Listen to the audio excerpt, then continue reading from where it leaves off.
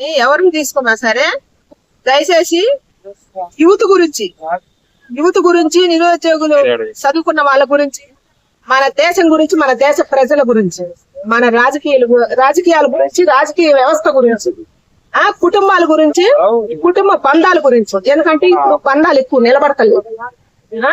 ఆ రోజుల్లో కడుపుని పుట్టిన పిల్లల్ని ఎంత భద్రతగా చాక్కున్నారు. ఈ రోజుల్లో అట్ట లేదు. తల్లిదండ్రుల మీద పిల్లలకి యాలు లేదు, పిల్లల మీద తల్లిదండ్రులకి యాలు లేదు. లేకుండా బంధాలు ఇచ్చినవైపోతాయి.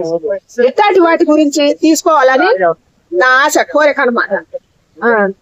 అంటే మీరు సబ్జెక్ట్ గురించి చెప్పారు కదా, ఎలాంటి మనుషులు వెళ్ళాలని అడుగుతున్నాం. ఇలాంటి అడిగేవాళ్ళు వాటి గురించి అవగాహన ఉండే వాళ్ళని.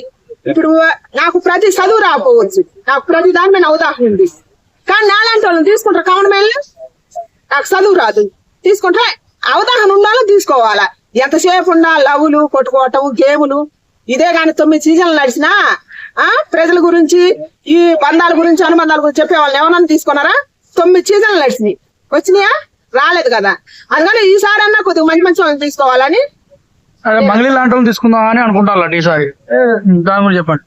మంగ్లీ సింగర్ మంగ్లీ లాంటి వాళ్ళని తీసుకున్నాం. మాకు బాగా మర్చిపోతుంది వేట్ చేసిన మంగ్లీ గారు స్వరంతో యావత్ ప్రపంచాన్ని గెలిచింది. ఆమె పాట ఇంటూ ఇప్పటికీ అందరికి తీర్థం పోసినట్టే వచ్చింది. అంత మంచి పాటలు, శివయ్య పాటలు పాడి, కోకు పాటలు పాడి ఎన్నో పేరు తెచ్చుకుందామా. శివలాంటి అమృతస్థ పేరు తెచ్చుకుంది. ఎందుకని డబ్బా? ఎందుకని జనానికి కొద్దిగా డబ్బు రాగానే ఎత్తి కళ్ళుకి ఎక్కుతాయా? వాస్తవా ఇది అని తెలుసుకోవటానికి కూడా అంతా ఆమెనే వస్తుంది మొత్తం. ఇప్పుడు 1, 2 అయితే అబద్ధం ఆడతారు కానీ 10 అబద్ధం ఆడారు కదా. ఎందుకని ఆ అండగా ఉంటున్నారు చెప్పి, ఎందుకు అండగా లేదు? పేదవాళ్ళు ఎంతో మంది లక్షలు కోట్లు పాపం 9 మంది చచ్చిపోయారంట. ఆ అండగా ఉంటున్నాను చెప్పి ఎందుకు ఉండలేదామా? దీని గురించి మాట్లాడాలి కదా ప్రభుత్వం.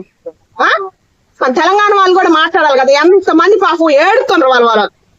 అసలు మంగ్లీ గారు ఎడిపోయింది. అంత మంచి పేరు తెచ్చుకున్న మంగ్లీ గారు కొన్ని కోట్లు కాజేస్తుంది అంటే మామూలు విషయమా? అసలు ఆ పాటలోనే ఒక డబ్బులు వస్తాయి కదా. ఈ డబ్బుతో అంత అవసరం ఏంటి? కాదు, ఇప్పుడు బిగ్ బాస్ తీసుకుంటారంటావా లేదంటావా? ఒకవేళ వస్తే జనాలు ఆమెను యాక్సెప్ట్ చేస్తారా లేదా? వస్తే ఆమెని ఏది పారేస్తారు. కనుక బిగ్ బాస్ లోకి వస్తే ఇంతమంది పేద ప్రజల సొమ్ము తీసుకొని ఫీలింగ్ వాళ్ళ ప్రాణాలతో చెలగాటం ఆడుతుంది. అది కూడా వాళ్ళ గిరిజన వాళ్ళతోటే. వాళ్ళే అవుతుంది, రేపు మనం అవుతాం, ఎవరైనా అవుతాం కదా.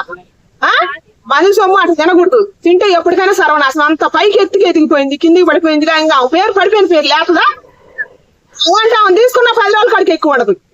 ఎందుకంటే ప్రతి వాళ్ళు తిట్టిపోతారు. బిగ్ బాస్ బ్యాన్ చేయాలనుకుంటున్నారు కొంతమంది. దాని గురించి ఏం చెప్తారు? ఎందుకు బ్యాన్ చేసేది? ఏం జరుగుతుంది? కూతే ఉంటదండి ఎక్కువ. కూతే ఉండదు కానీ చూపిస్తారు అక్క.